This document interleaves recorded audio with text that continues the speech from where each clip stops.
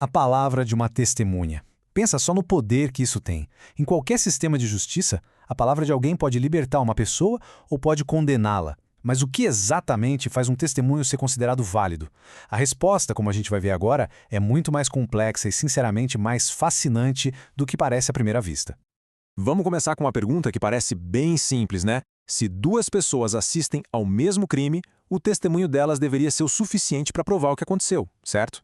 Bom, a nossa intuição diz que sim, mas, em um sistema jurídico com séculos de história, a resposta é surpreendentemente mais complicada.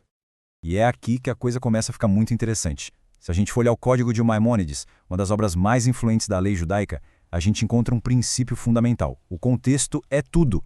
O nível de exigência da prova muda, e muda completamente, dependendo do que está em jogo. Ok, vamos mergulhar nisso então. E vamos começar pelo cenário mais pesado de todos, os casos de pena capital, onde a vida de uma pessoa está literalmente na balança. Aqui, as regras são levadas ao nível mais rigoroso que se pode imaginar.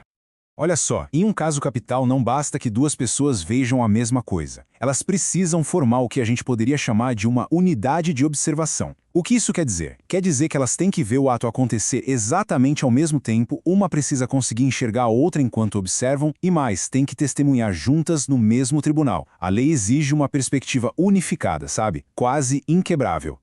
Para deixar isso bem claro, o texto nos dá um exemplo visual muito poderoso. Vamos imaginar um crime sendo observado a partir de duas janelas diferentes. E aqui a regra fica super visual. Se as testemunhas, cada uma na sua janela, conseguem se ver enquanto observam o crime, pronto, seus testemunhos se unem e são válidos. Mas, se não existe essa linha de visão entre elas, mesmo que as duas tenham visto exatamente a mesma coisa, os testemunhos são considerados separados e, por isso, inválidos para um caso capital. Essa citação do texto mostra o nível de precisão que era exigido. Mesmo que elas usem a mesma janela, se uma testemunha vê o ato, tira a cabeça e a outra coloca a cabeça para fora e vê em seguida, a simultaneidade já era. Foi quebrada. Os testemunhos não podem ser combinados. A lei busca uma certeza quase fotográfica, uma única imagem vista por dois pares de olhos no mesmíssimo instante. Mas e o que acontece quando não é uma vida que está em jogo e sim dinheiro? Aí a lógica legal vira completamente de ponta cabeça. A primeira diferença e a mais gritante é essa. Numa disputa financeira, as testemunhas não precisam se ver. Uma pode testemunhar que viu um empréstimo sendo feito, e a outra pode testemunhar a mesma coisa, sem nunca terem se visto no momento do fato. E a flexibilidade aumenta ainda mais. Uma testemunha pode ir ao tribunal na segunda-feira, e a outra pode aparecer, sei lá, na quarta. O tribunal vai ouvir as duas e combinar os relatos para formar uma prova válida, sem problema nenhum. Isso aqui é uma adaptação impressionante do sistema. Pensa bem, uma testemunha pode depor em um tribunal e a outra em uma cidade completamente diferente. Os tribunais, então, se comunicam e juntam os depoimentos para resolver a questão financeira. Mas por que essa diferença toda? A razão por trás disso é profundamente lógica. Em casos capitais, o sistema exige uma certeza mas tão alta, que prefere errar absolvendo um culpado a correr o mínimo risco de condenar um inocente. Já em casos financeiros, o objetivo é outro, é resolver uma disputa, é estabelecer quem deve o que para quem. A verdade pode ser construída a partir de peças separadas. Mas olha que interessante. Apesar de todas essas diferenças, existe um princípio que une tudo. Uma regra de integridade que se aplica a todos os tipos de testemunho, não importa o que esteja em jogo. Esse princípio é o do testemunho completo. O que isso significa? Significa que, para ser válido, o depoimento de uma testemunha deve, por si só, ser suficiente para provar o fato legal que se precisa. Testemunhar sobre parte da prova não adianta.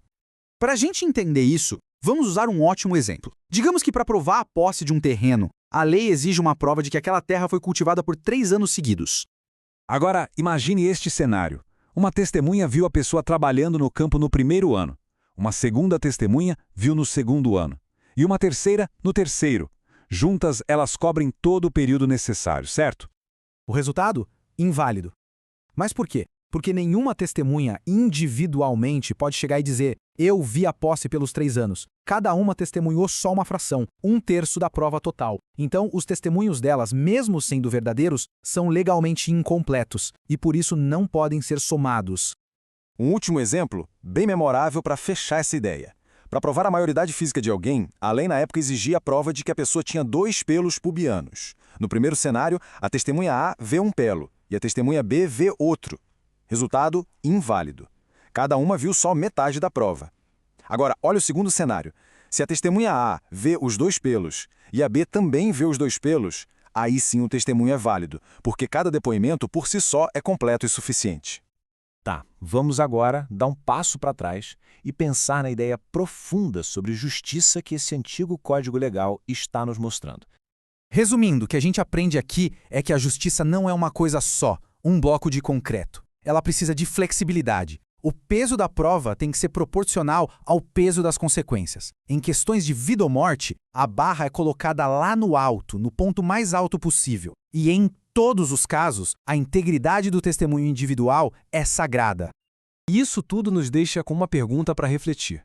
Hoje, em um mundo de evidências digitais, vídeos, perícias complexas, será que a gente ainda aplica essa sabedoria? Os nossos sistemas legais modernos conseguem ajustar o padrão da prova de forma tão consciente, dependendo do que está em jogo? É uma questão que, sem dúvida, vale muito a pena pensar.